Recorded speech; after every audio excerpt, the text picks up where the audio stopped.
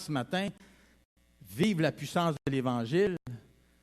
La puissance, on pourrait penser, c'est comme « Yeah! Now I'm going to preach this morning! » You know? C'est la puissance de Dieu. Et là, la puissance de Dieu, c'est dans l'expression de nos vies. Il faut être animé. Il faut être bruyant. C'est ça la puissance de l'Évangile? Je veux dire, je pourrais acter ça, hein? Être très dynamique, très animé, sembler qu'il y a beaucoup de puissance dans ma vie parce que je parle avec intonation, je parle avec vigueur, je parle avec force et tout cela, là. Mais ce n'est pas ça la puissance vraiment de l'Évangile. Et c'est pour ça qu'ici, l'image de la colombe avec la croix au centre n'est pas une image, disons, la meilleure représentative de la puissance. Une colombe, y a-t-il quoi de plus doux? Y a-t-il quoi de plus inoffensif? Une colombe, ça n'a pas de dents pour mordre, c'est pas un prédateur, c'est souvent même chassé. C'est par les prédateurs qui ont des grandes griffes, des becs vraiment pointus, là, comme un aigle ou des oiseaux comme ça, qui sont des oiseaux prédateurs. Une colombe, c'est inoffensif. Une colombe, c'est doux. Une colombe, c'est vulnérable. Et pourtant, c'est l'image qu'on a dans la parole de Dieu, que le Saint-Esprit est venu et qu'il est venu sur Jésus même et qu'il a naturellement lui a donné le début de son ministère et symbolisait la puissance de Dieu qui allait être en lui, par lequel il allait faire des miracles, comme Nicodème a dit à Jésus. Personne ne peut faire les miracles que tu fais si Dieu n'est pas avec lui. Et naturellement, c'est clair que pour Jésus, il était Dieu même lui-même. Alors, il avait cette puissance. Et là, le symbole, c'était ça. Et là, j'ai mis l'autre image que Gilles a mis sur le site web. Hein? Ça, c'est la puissance. Hein? Tu ne veux pas être dans ce giron-là. Là. Ça, c'est, hein? Alors, c'est une belle image. Je l'aime beaucoup, beaucoup. Mais c'est quand même l'image qu'on se fait de la puissance. Et c'est vrai que dans la puissance que Dieu, pour créer le monde, par exemple, et même pour ressusciter Jésus, c'était une genre de puissance méga. C'est la puissance qui a ressuscité Jésus d'entre les morts. Ça prend de la puissance pour ressusciter un mort. N'est-ce pas? Qui est capable de faire ça? Ressusciter un mort. Personne n'est capable de faire ça. Ça prend Dieu. Parce que Dieu a la puissance nécessaire. Et donc, oui, la puissance peut être incroyablement épeurante, terrifiante même. D'accord avec ce que je dis, hein? C'est bon. Moi, j'aime ça, hein? C'est fantastique. Alors voilà, vive la puissance de l'Évangile. On avait débuté la semaine passée l'idée de justement vivre la puissance de l'Évangile. Et dans ce texte où Paul dit, par exemple, « En effet, c'est par la loi que je suis mort au régime de la loi afin de vivre pour Dieu. » Et là, il dit ici ce qui a constitué pour lui l'exemple le plus concret, le plus pratique de comment la puissance de Dieu s'est manifestée dans sa vie. Il dit, « Je suis crucifié avec Christ. Et ce n'est plus moi qui vis. » Donc, il y a eu un changement incroyable qui s'est passé en moi. Et si on connaît l'histoire un peu de l'apôtre Paul, de comment il persécutait l'Église, comment il était un pharisien acharné, comment il était borné, comment il était sûr de lui, comment il se reposait sur sa propre justice. Puis là, il a tout abandonné ça. À un moment donné, il dit, pour moi, toutes ces choses-là du passé, que j'étais fier avant, que c'était mes trophées, c'était mes diplômes, c'était mes accomplissements. Pour moi, ça, c'est tout maintenant de la boue. Et ici, le mot « boue », là, c'est vraiment des excréments. Donc, c'est répugnant, ça pue. Je ne veux plus rien savoir de ça. Donc, Paul, il y a eu un changement incroyable.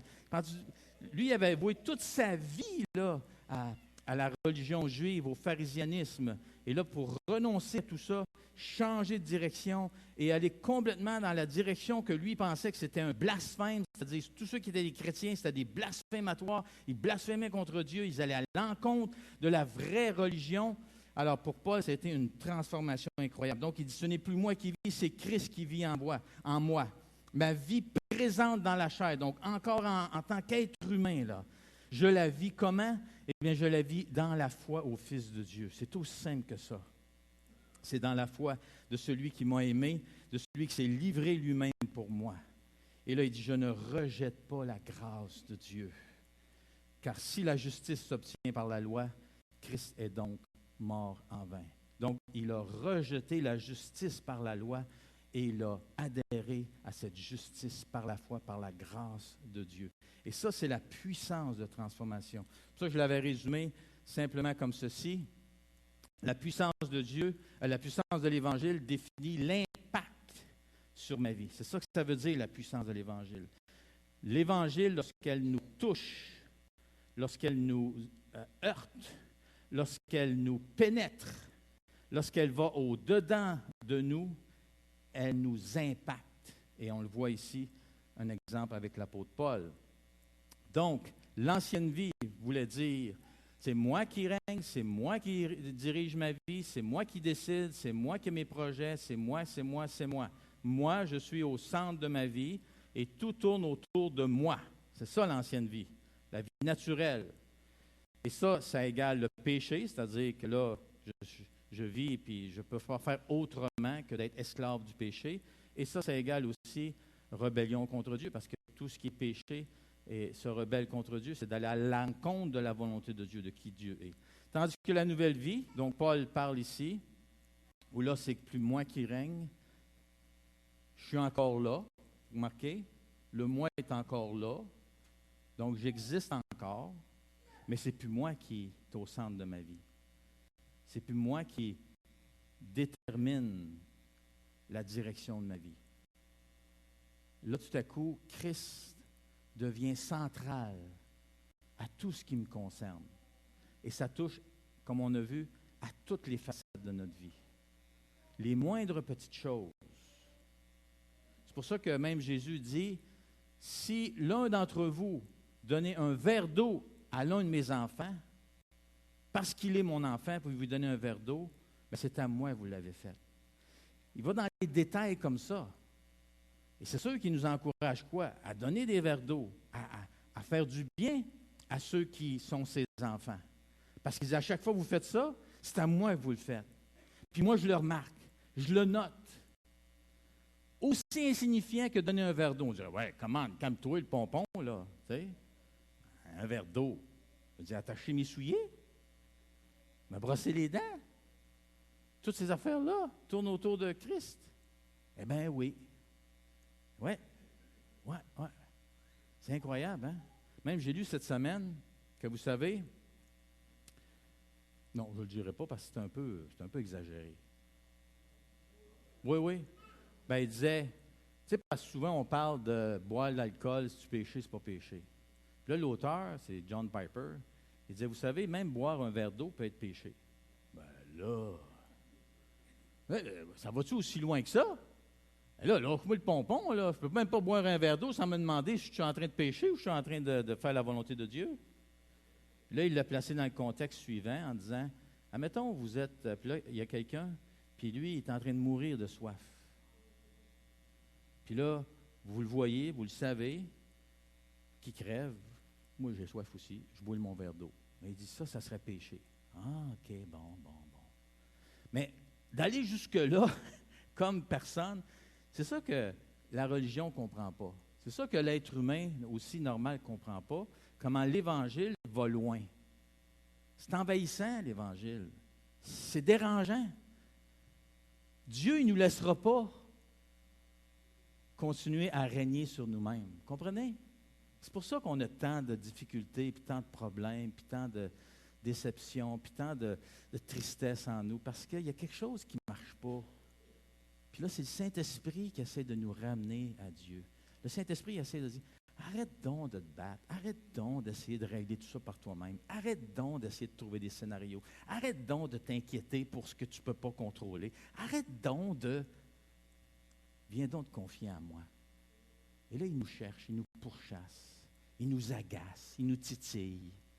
Mais il fait ça d'une façon quand même qui est gracieuse, hein? Parce que ça, c'est Dieu. Alors, c'est le règne de Christ en moi, ça, c'est égal la foi, donc la vie par la foi. On rentre comme ça, on continue comme ça, et ça, c'est ça qui entretient notre relation avec Dieu. C'est un contraste énorme.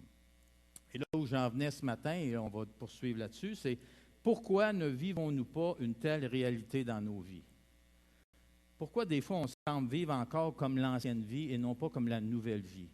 Pourquoi on ne voit pas la puissance de Dieu à l'œuvre dans nos vies? Pourquoi on ne voit pas Christ régner autant qu'il devrait régner et qu'on ne vit pas par la foi autant qu'on devrait vivre par la foi et qu'on n'est pas en relation avec Dieu autant qu'on devrait être en relation avec Dieu? Alors, pourquoi ça? Pourquoi l'Évangile ne nous impacte-t-il pas comme il devrait nous impacter? Donc, connaissez la réponse? Premièrement, ce que l'Évangile nous offre, OK? Ce qui est à nous, là. Si vous êtes chrétien, que vous avez reçu Jésus comme votre sauveur personnel, que vous êtes confiant en lui, et vous avez cru à son œuvre à la croix, et que donc vous êtes né de nouveau, tout ça. Premièrement, la Bible nous dit, Galates ici 2,17, qu'on a une libération du joug du péché. C'est fait, ça. Vous comprenez? C'est là. L'Évangile, c'est ça que ça nous offre. C'est ça que ça nous apporte. Libéré du joug du péché. Deuxièmement, on est libéré aussi, Paul dit, du régime de la loi. C'est pour ça qu'il ne comprend pas que les Galatiens veulent retourner à ça. Vous êtes libérés de ça. Qu'est-ce que vous faites là? Alors voilà, il argumente avec eux pour dire, ça n'a pas de bon sens. Revenez à l'Évangile. Parce qu'on est libéré du régime de la loi. On n'a plus à se remettre sous ce joug-là. Ça n'a pas de bon sens. En plus, l'Évangile nous apporte, nous offre une vie nouvelle, centrée sur Dieu. Ça, ce que ça veut dire, là, c'est que c'est l'Évangile qui fait ça en moi. L'Évangile me descend de tout ce que je peux être centré au vent, tout ce que je peux avoir comme passion avant, comme intérêt, un peu comme on voit avec l'apôtre Paul. Il allait dans une direction, il était tout là-dedans, tous ses œufs étaient là-dedans.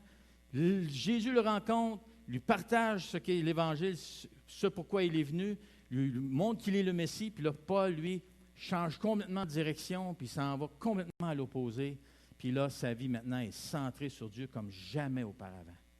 Jamais auparavant.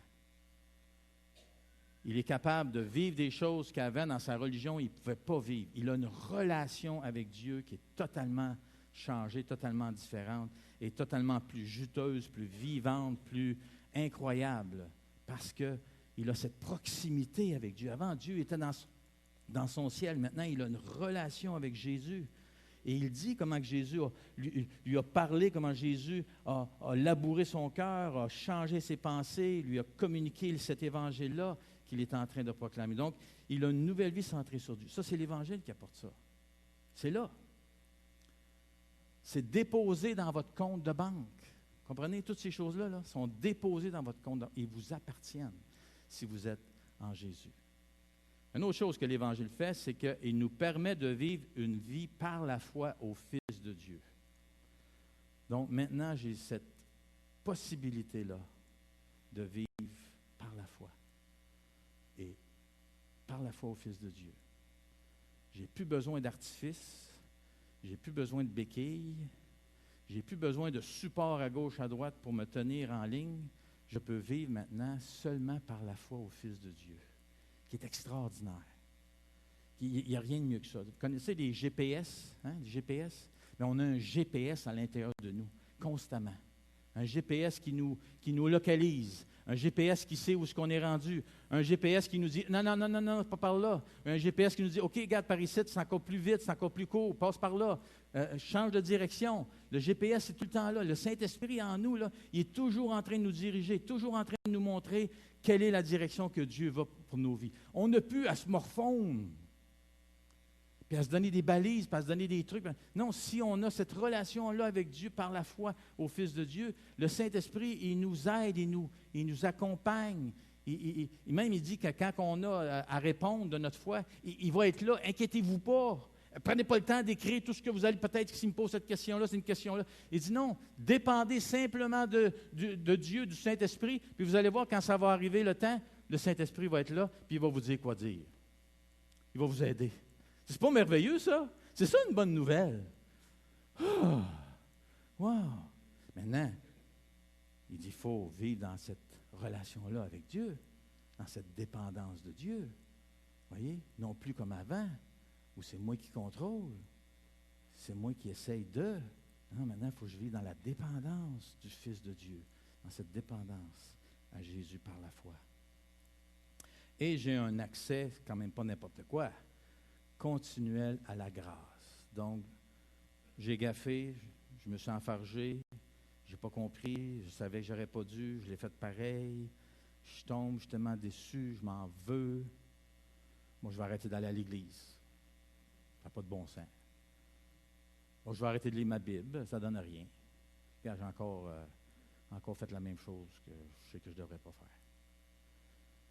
Et là, je fais quoi? Je me prive de la grâce. C'est-tu pas incroyable? Pourquoi se priver de la grâce?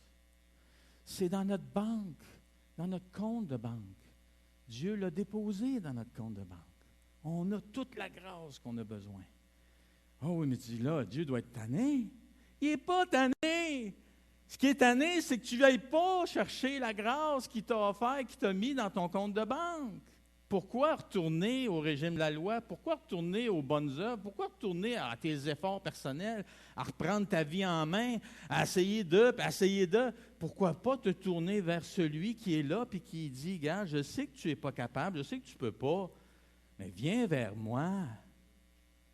Viens dans ma banque à moi où j'ai ouvert un compte et j'ai tout mis là pour toi.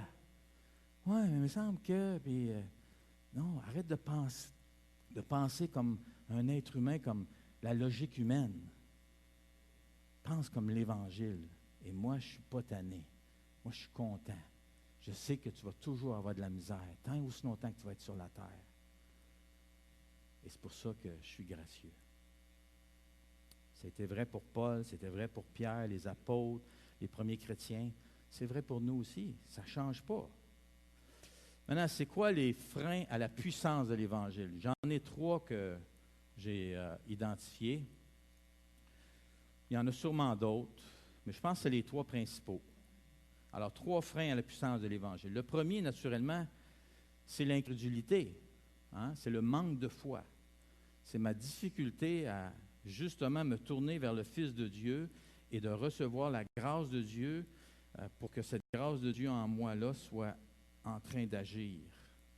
Alors ça, c'est l'incrédulité qui va faire que je ne vivrai pas par la foi et je ne vivrai pas pleinement la grâce que Dieu m'a offert. Et ça, c'est quand même dommage.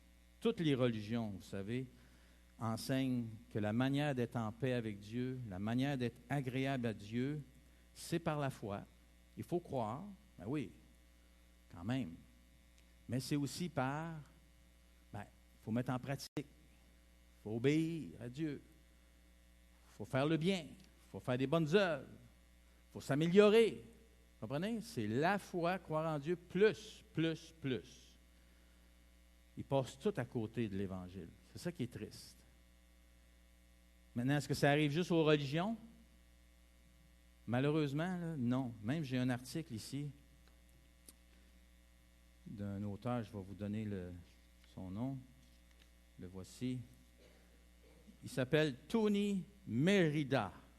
Il a écrit un article qui dit « Votre Église n'est peut-être pas aussi centrée sur l'Évangile que vous le pensez. » Puis là, on peut le mettre au niveau des églises, comme on peut le mettre aussi au niveau des chrétiens. Hein? Mais il dit ceci, il y a des églises qui renient l'Évangile. Pourtant, c'est des églises, mais ils vont renier l'Évangile. L'Évangile est complètement absent, parce que c'est juste les œuvres, c'est s'améliorer, c'est d'être une bonne personne, c'est d'accepter tout le monde, de s'aimer les uns les autres, bon, des affaires de même. Mais il n'y a pas d'Évangile. Essentiellement, il n'y a pas de proclamation du message de la bonne nouvelle. Il y a des églises aussi qui redéfinissent l'Évangile. Ça, c'est des églises qui ont altéré ou bonifié l'Évangile, c'est-à-dire ils l'ont modifié, un peu comme l'Évangile de l'homme là, dans Galates, où Paul est en train de dire « Mon Évangile, ce n'est pas un Évangile de l'homme, c'est l'Évangile de Jésus-Christ, parce que l'Évangile de l'homme, justement, il insère des idées où là, il faut faire des efforts, il faut avoir des bonnes œuvres, il faut être en règle avec Dieu, il faut se mettre... vous comprenez? Alors ça, c'est un Évangile, dans le fond, qui a été altéré. Il y a des églises aussi qui présument l'Évangile. C'est-à-dire l'Évangile est là, mais sans être là. Ça veut dire, l'Évangile est là, mais on n'en parle pas.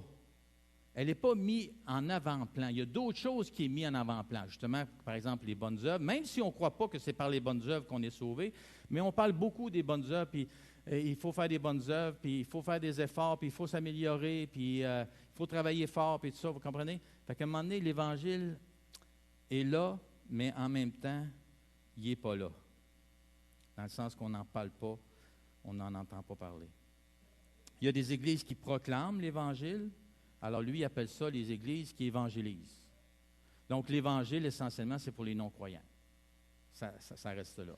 On parle de l'Évangile seulement à ceux qui ne sont pas sauvés, et eux autres, c'est l'Évangile. Nous autres, c'est la doctrine. Vous comprenez? L'Évangile, ça, c'est pour ceux qui sont sans Dieu. Puis les chrétiens qui ont Dieu, eux autres, c'est la doctrine. Là, ils ont besoin de steak, ils ont besoin d'enseignements solides, là, tu sais. Mais l'Évangile, ça, c'est trop simple. Ça n'a pas besoin de ça, les chrétiens. Et puis là, finalement, il y a les églises centrées sur l'Évangile. Et là, lui, il dit l'Évangile, à ce moment-là, est pour tous, autant pour les croyants que les non-croyants. Et là, ce que ça fait, c'est que pour lui, il y a des implications de l'Évangile. Comme par exemple, l'Évangile va changer des vies. C'est sûr, si l'Évangile est enseigné, proclamé, il y a des vies qui vont être changées. Ça, c'est la puissance de l'Évangile. L'Évangile aussi nous conduit à l'adoration. C'est l'Évangile qui va justement emmener ça. Ça, c'est un impact. L'Évangile nous sort du désespoir. Donc là, ça vient vraiment bonifier notre foi et ça vient nous donner de l'espérance face à tous les défis que la vie nous apporte, parce que la vie n'est pas facile. Il y a beaucoup de défis, il y a beaucoup de complications, il y a beaucoup d'épreuves. Mais si on revient à l'Évangile, si l'Évangile est clair dans notre pensée, notre esprit, si on est nourri par l'Évangile, eh bien, elle va nous donner de l'espoir. Et là aussi, l'Évangile unit des croyants d'origine de diverses ethnies dans une même communauté. Vous voyez, là, il y a de l'ouverture, il y a de l'amour, il y a de la grâce. Et là, on ne se regarde pas selon nos origines ethniques, on se regarde parce qu'on est en Jésus. Et Jésus, autour de sa personne, on est unis. Ça, c'est un impact de la présence de l'Évangile dans l'Église. Et aussi, l'Évangile oriente la direction et le but de nos vies. Donc, dans le fond, l'Évangile a des impacts incroyables dans nos vies. Donc, l'incrédulité est un frein. Deuxième frein, c'est la chair. Là, la chair ici, j'ai appelé ça les résidus du péché en nous, parce que Christ vit en nous. Donc, est-ce que Christ peut habiter ou cohabiter avec le péché? Bien, dans un sens, oui. Parce qu'on est encore dans un corps mortel et un corps de péché. Donc, il y a encore des résidus du péché en nous. On est encore dans une nature humaine, puis on a encore des désirs insatisfaits. Ça lutte encore en dedans de nous. C'est pour ça que dans Galates, encore là, Paul va parler des désirs de la chair versus les désirs de l'esprit. Puis là, il y a un combat entre les deux. Donc, il y a encore ça, c'est encore possible en nous que ça fasse rage. Maintenant, qu'est-ce que Dieu veut faire? Qu'est-ce que l'Évangile veut faire? Bien, c'est qu'il veut knocker l'incrédulité, puis il veut knocker la chair. C'est pas plus compliqué que ça. Et ça, c'est la sanctification. C'est ce que Dieu veut opérer en nous.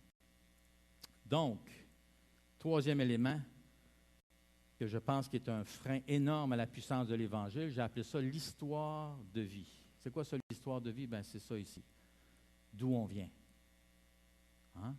Dépendamment de, peu importe l'âge dans lequel on est venu au Seigneur, on vient tous d'un arrière-plan dans lequel on a eu des expériences de vie, que ce soit dans nos familles, que ce soit les écoles qu'on a fréquentées, les choses qu'on a pu vivre dans notre vie. Il y a eu des traumatismes. Certains ont vécu des choses effroyables dans leur vie, des relations dysfonctionnelles, puis des blessures émotionnelles. Il y a, comme le rejet, l'abandon, et ça a encore des impacts dans nos vies.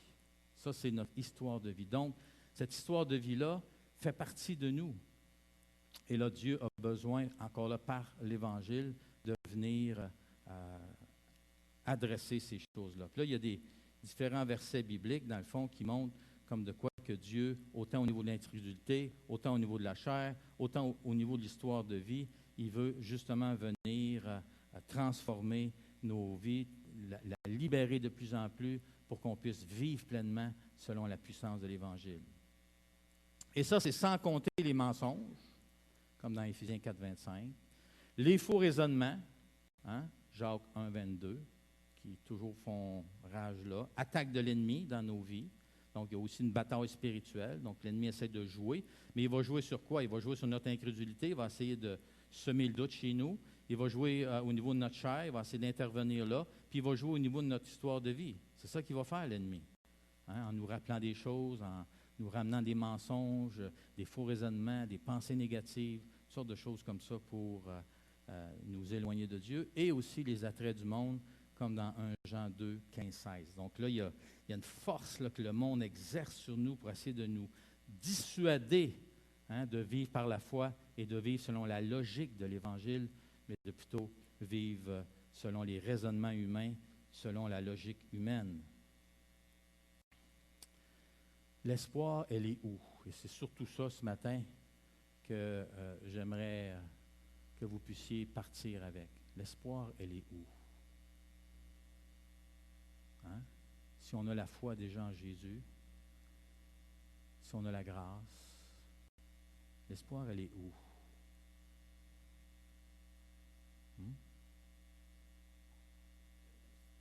Ténacité. J'ai une belle illustration pour vous.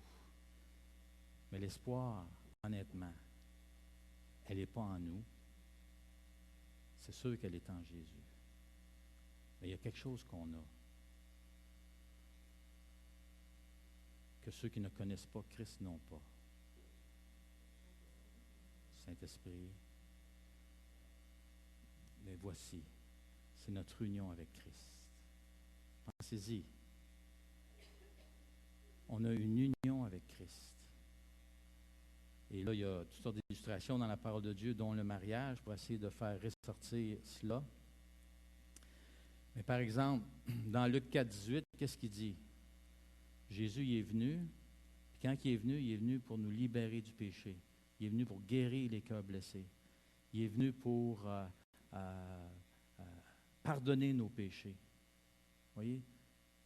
Ça, c'est l'essence de son ministère. Donc, il travaille à ça constamment.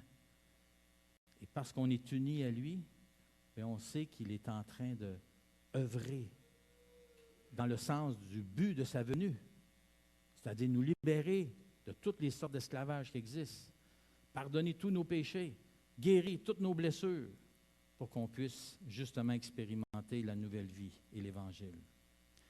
Dans aussi Galates 5, 24, qu'est-ce qu'il dit? Tous ceux qui sont en Christ sont aussi crucifiés avec Christ. C'est fait. Comme il dit Paul, j'ai été crucifié. C'est fait. Ça, c'est grâce à notre union à Christ. Alors, en étant crucifié, naturellement, on a accès à cette nouvelle vie-là. Colossiens 2, 12 dit aussi qu'on est non seulement crucifié avec Christ, mais qu'on est ressuscité avec lui. Ça, c'est grâce à notre union. C'est notre union avec Christ qui nous donne ça, qui nous permet de vivre ça. Et qu'est-ce que ça veut dire, ça? Bien, ça veut dire qu'on est unis à Christ, que là, Dieu, il ne nous voit plus nous, mais il nous voit en Christ. Il voit Christ en nous. Vous voyez? Et c'est ça qui fait que ça change toute la game. Alors, il nous voit avec lui sur la croix, il nous voit avec lui dans le tombeau, et il nous voit avec lui hors du tombeau. Parce qu'on est unis à Christ. On est en Christ. On est justifié, racheté, pardonné, adopté, membre de sa famille. On est saint, on est pur, on est juste, on est sans péché. It's a done deal. Comprenez? Quand Jésus a dit « tout est accompli », ça veut dire « c'est accompli ». On ne le vit peut-être pas à 100%, mais c'est quand même là. Le dépôt est fait dans la banque, dans notre compte. Il est là. Il est à nous. Et il ne peut pas être enlevé de là. Et ça, c'est merveilleux.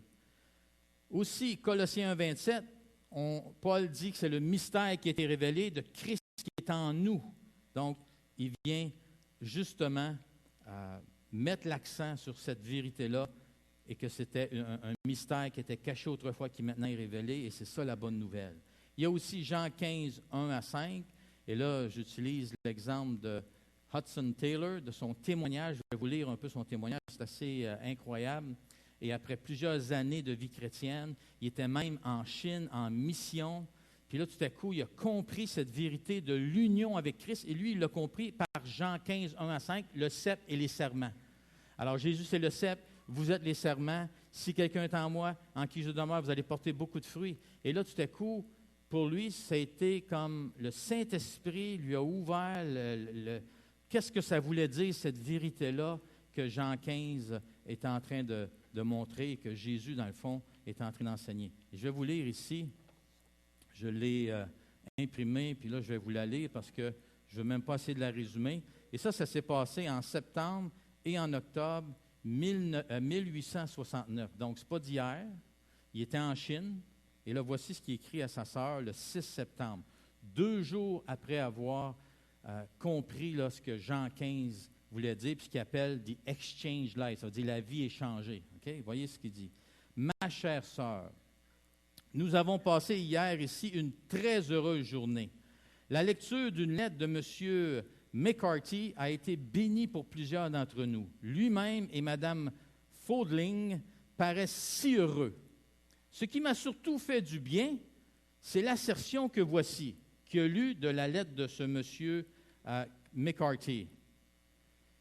M. McCarthy dit ceci, « Comment donc notre foi peut-elle être augmentée? » Ah!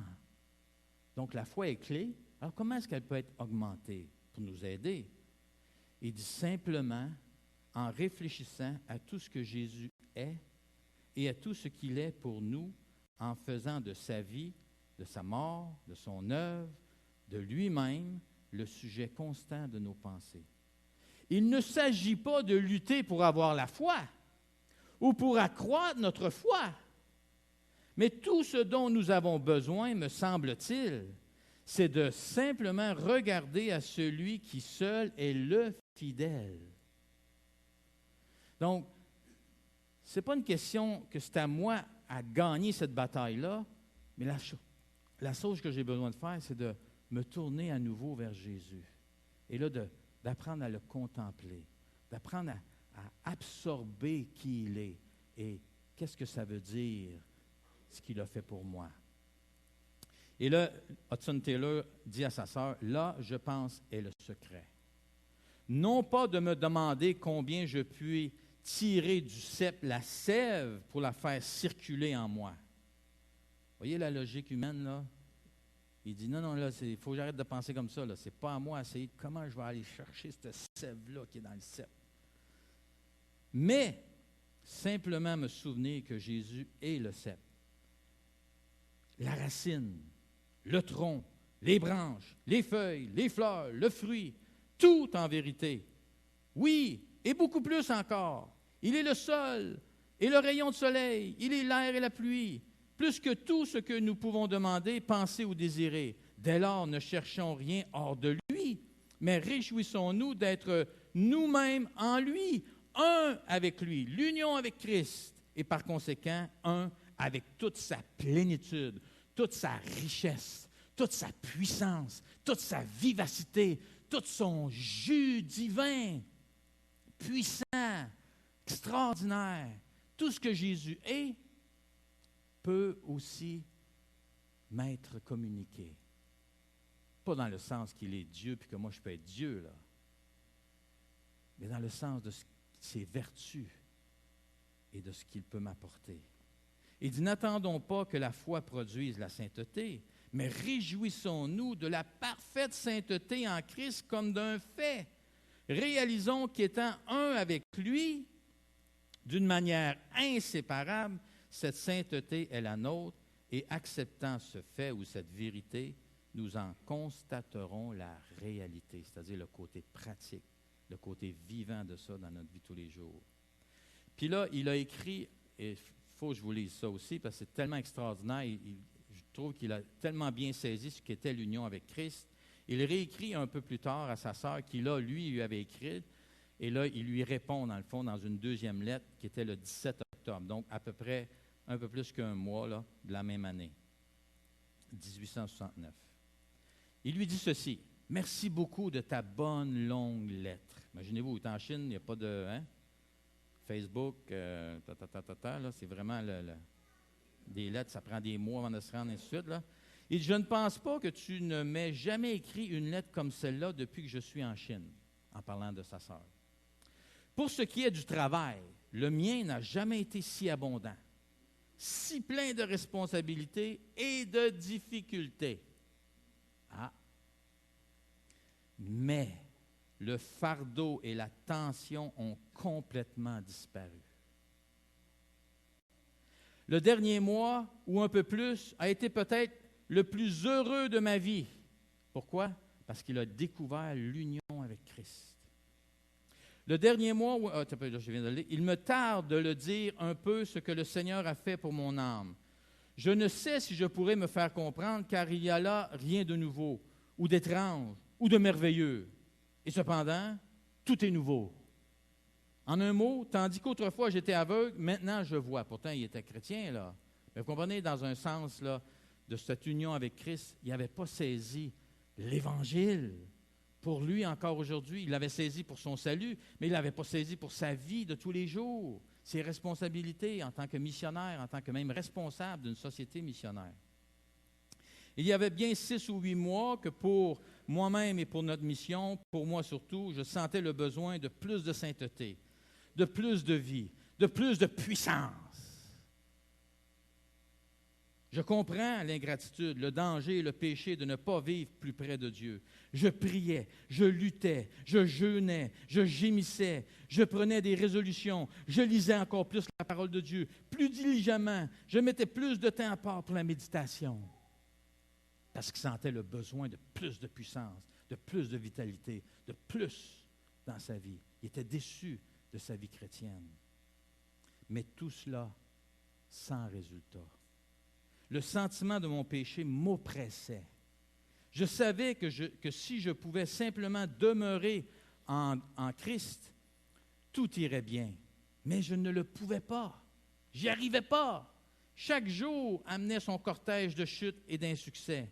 Le vouloir était bien en moi, mais je ne trouvais pas la force de l'accomplir. Pas de puissance. Alors je me demandais, n'y a-t-il pas de remède? Sera-ce ainsi jusqu'à la fin des conflits incessants, aboutissant trop souvent non à la victoire, mais à la défaite? Je haïssais mon péché et j'étais sans force pour le vaincre. Je me savais un enfant de Dieu, mais j'étais entièrement impuissant à m'élever à la hauteur de mes privilèges.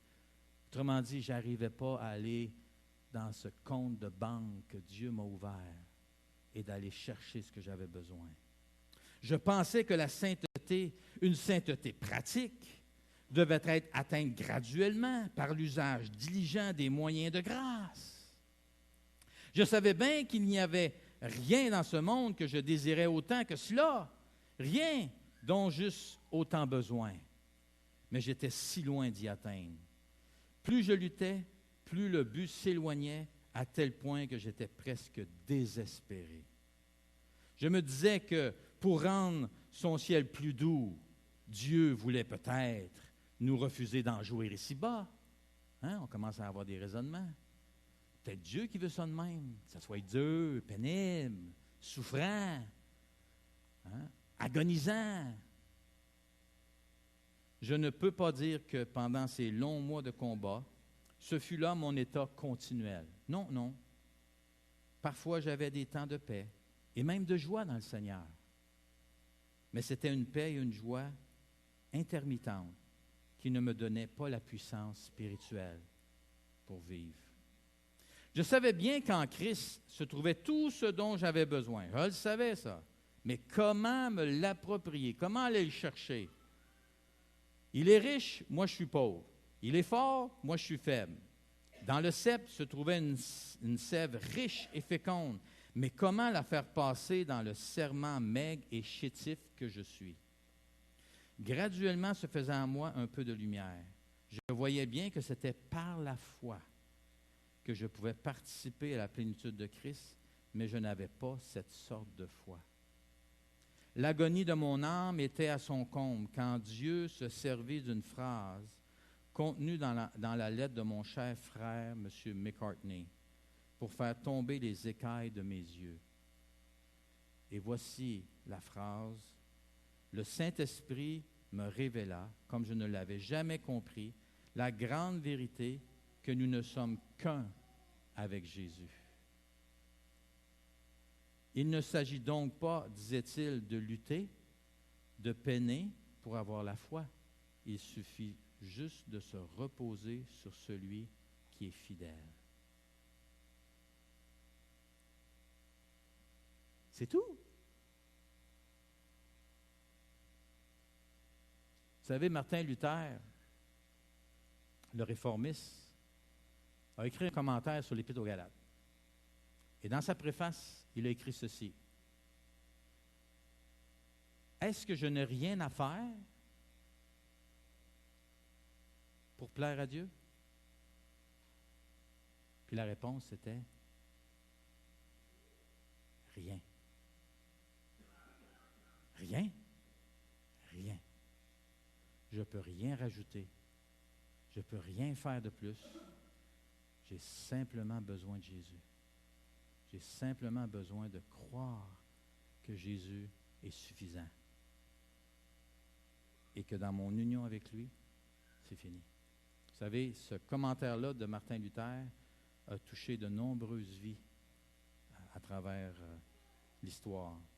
Et Martin Luther lui-même est revenu à l'Évangile, a découvert l'Évangile, dans le fond, pour lui-même en premier, et ensuite a emmené tout un mouvement, un réveil dans l'histoire. Mais c'était centré sur Jésus, sur cette vérité-là, que c'est en Jésus, que c'est lui qu'on a besoin. Et c'est notre union avec lui qui fait la différence. Et là, il dit, « La lumière jaillit tout à coup devant moi. Je regardai à Jésus, et je vis qu'il avait dit, « Je ne te délaisserai point. » Et quand je vis, quelle joie m'inonda. C'est comme si là, tout à coup, cette vérité-là est venue absorber son cœur, a pénétré son cœur et a envahi sa vie, envahi ses pensées. Et là, il a saisi la grandeur de cette vérité-là. « Oh, pensais-je, là est le repos. Je me suis efforcé en vain de me reposer en lui. Je ne m'efforcerai plus désormais, car n'a-t-il pas promis de demeurer avec moi, de ne jamais m'abandonner? » Alors, pour ce pauvre Hudson Taylor, il venait de découvrir que ce n'était pas par les efforts qu'il fallait qu'il vive sa vie chrétienne, mais c'était par son union avec Christ. Et ça fait toute la différence. Il dit, « Oh, ma chère sœur, quelle chose merveilleuse d'être réellement un avec un Sauveur ressuscité glorieux, d'être un membre de Christ. Pense à ce que cela implique. Christ peut-il être riche, puis moi pauvre? Ta main droite peut-elle être riche, puis ta gauche pauvre? Ta tête peut-elle être nourrie pendant que ton cœur meurt de faim? Non! Ton union avec Christ te permet de vivre tout ce que Christ te donne et t'apporte. Ce qu'il y a de plus précieux dans ces vérités, toutes si précieuses, c'est le repos que procure la complète identification avec Christ. Rien ne me donne plus aucune anxiété, car il a, lui, la puissance d'accomplir sa volonté, et sa volonté, c'est la mienne. Et ça, c'est ce qu'il a découvert, son union avec Christ, et ça l'a complètement transformé son ministère, ça a complètement transformé sa vie. Les gens qui étaient autour de lui ont dit, c'est plus le même homme, il a autant de responsabilités, sinon il y en a encore plus sur les épaules, mais il ne le vit pas de la même façon. Pourquoi? À cause de son union avec Christ. Laissez-moi vous illustrer ce qu'est l'union avec Christ et ce que ça procure. Ça, c'est quoi? Une barre, c'est pas une barre tendre, c'est une barre électrique.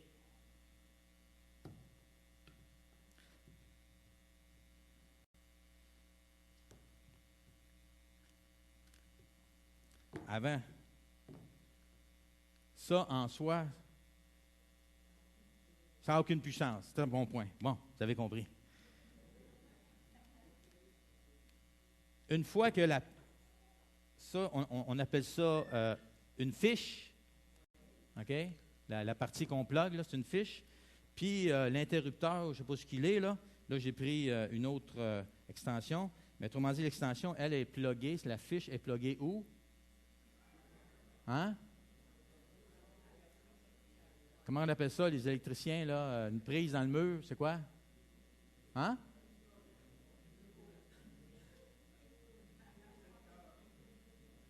Un petit peu, je l'ai-tu écrit, moi, quelque part? Je ne m'en souviens plus. Une prise. Ça m'est revenu. Ha ha! Alors, il y a la fiche, puis il y a la prise. La prise, elle, c'est la source. L'électricité, il y en a dans une prise, si elle est pluguée naturellement, puis tout va bien, là. Mais, vous comprenez le principe? OK. Là, je vais aller chercher mes petites illustrations. Ne quittez pas.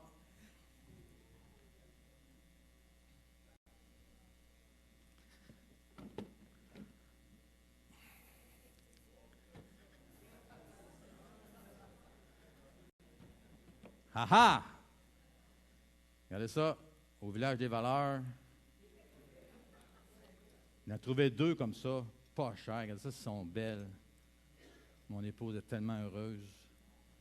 Elle aime les lampes. Je pense qu'on a une collection chez nous. Ah! Attention! Ça marche-tu? Ah! Voyez? Parce qu'elle est branchée, la prise.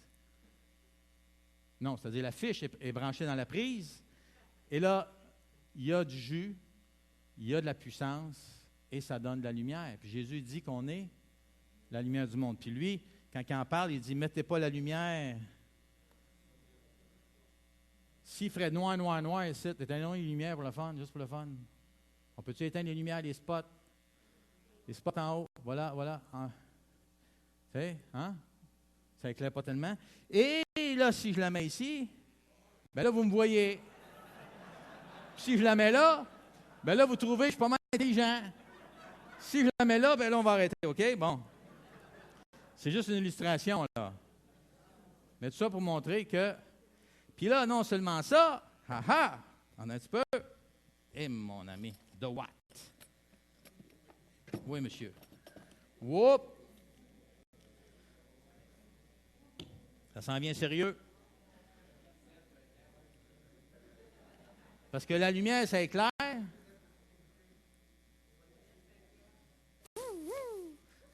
Nervant. C'est pas habitué. En tout cas, on va laisser de même pour tout de suite. Vous comprenez? L'idée, c'est...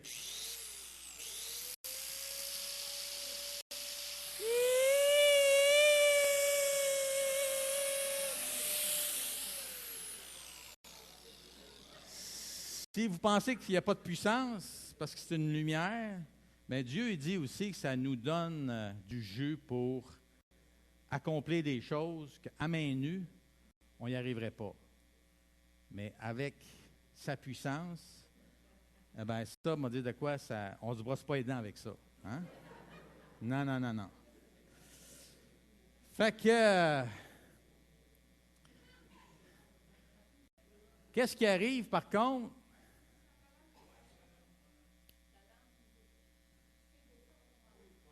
Qu'est-ce qui arrive là? Oups.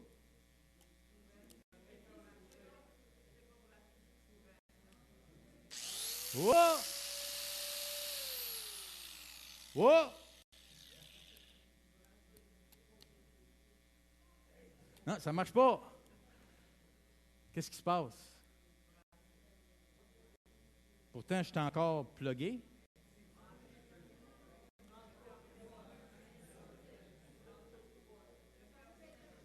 Vous comprenez? L'union avec Christ, c'est permanent.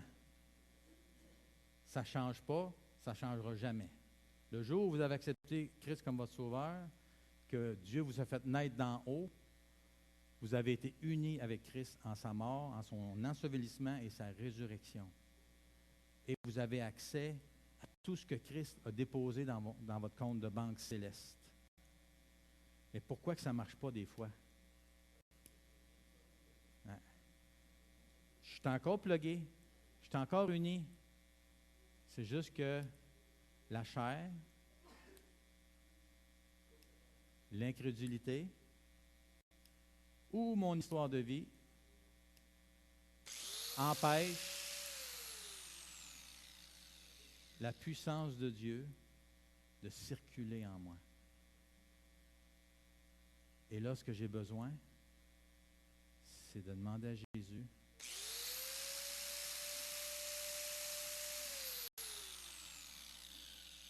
ce que Hudson Taylor a fait. Il a demandé à Jésus, peux-tu, s'il vous plaît, Seigneur?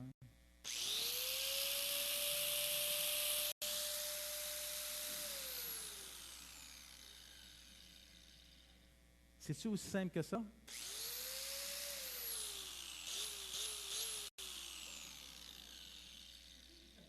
Ça semble que c'est aussi simple que ça. Maintenant, il faut que le Saint-Esprit, justement, nous aide à voir que notre union à Christ, c'est tout ce qu'on a besoin. Et que là, par la foi, je me tourne vers lui et je prends ce qui est à moi. Et je lui dis, merci Seigneur. Merci Seigneur que tu es venu pour faire ça. Maintenant, je n'ai pas fini. J'en ai un autre outil. Puis là, certains d'entre vous disent, ha ha ha! Pas besoin d'être plugué, moi. Pas plugué, cette affaire-là. Elle commence déjà à sentir un peu. Vous voyez, une petite lumière, c'est pratique, hein? Pas de fil. C'est merveilleux.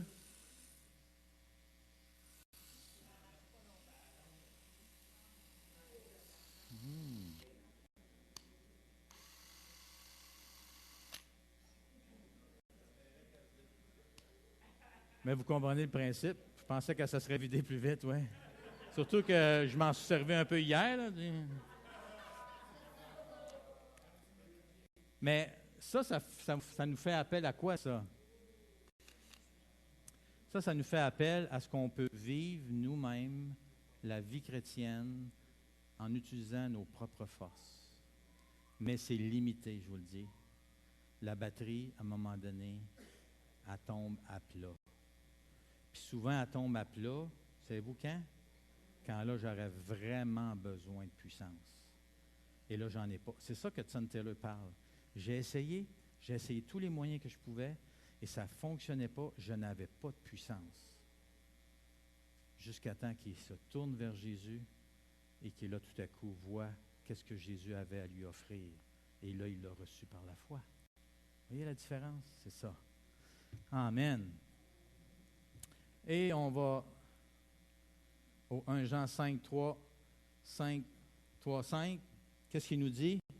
Bien, que la foi en Jésus, dans le fond, rend même les commandements de Dieu faciles. C'est pour ça que dans 1 Jean 5, Jean dit, les commandements de Dieu ne sont pas pénibles parce que notre foi triomphe du monde et notre foi nous permet de mettre en pratique les commandements de Dieu. Donc, la foi en Jésus nous donne la victoire sur l'incrédulité, sur la chair et aussi sur notre histoire de vie. C'est aussi simple que ça. La vie sans Christ et sans la puissance du Saint-Esprit, que là, on va puiser justement dans cette union avec Christ, est impossible ou au mieux, un énorme fardeau. Au mieux, un énorme fardeau. Parce que quand on essaye de la vivre par nos propres forces, ben, c'est pénible, c'est lourd. Puis à un moment donné, on manque de gaz, on manque de jus. C'est impossible d'arriver autrement.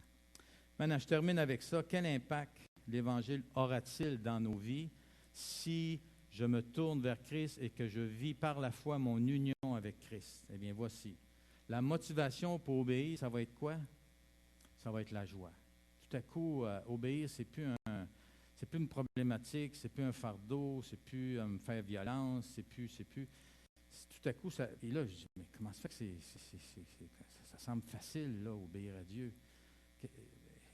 Comment ça? Ben, pourquoi vous pensez? Ben, parce que là, la puissance de Dieu est simplement à l'œuvre dans ma vie. C'est branché, c'est à on, et ça fonctionne. Et là, ma motivation pour obéir, c'est la joie. L'obéissance elle-même est faite par amour pour Dieu. Donc, ma motivation, non seulement je fais ce qui est bien, mais la raison pour laquelle je fais ce qui est bien, c'est parce que j'aime Dieu. Et là, c'est comme, wow! Et quand on obéit par amour pour Dieu, Mais ça change tout. C'est incroyable comment que ça vient impacter notre vie. Et là, la force pour obéir même vient de qui? Elle vient de Dieu. Donc, je ne suis plus sur ma batterie. Là, je suis branché sur Christ lui-même. Et là, imaginez-vous toute la puissance qu'il y a là. Même Paul dit dans Éphésiens que ce qui a ressuscité Christ, cette puissance-là, elle est en nous. En Christ, on a la même puissance qui a ressuscité Christ d'entre les morts. C'est incroyable. Alors là, on peut le vivre. On vit cette force-là qui nous nourrit, qui nous donne quelque chose qu'on n'a pas en nous-mêmes. L'état d'âme, à ce moment-là, mon état d'âme, dans le fond, par défaut, c'est la paix. Je vis la paix. C'est incroyable. Avant, j'étais plein d'inquiétudes, j'étais soucieux de toutes sortes d'affaires.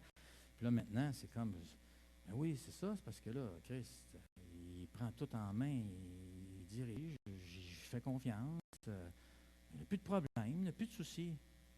Je vis la paix. La condition de mon cœur, ben, c'est la bonté, la gentillesse, la compassion et la douceur. Imaginez-vous. Ça, là, quand ça se passe, là, puis que ce n'était pas dans ma vie avant, là, où j'étais facilement irrité là, par toutes sortes, là. Puis j'avais de la misère à, être généreux ou quelque chose qui me... OK, c'est ça, dans toute mon excitation. Mais vous comprenez, là, tout à coup, c'est comme, là, j'ai des montées intérieures dans mon cœur, de bonté, de gentillesse, de compassion, puis je ne me reconnais même pas. Ben, ça, c'est parce que ça vient de qui, ça, vous pensez? Ça vient de Jésus. Il est comme ça, lui.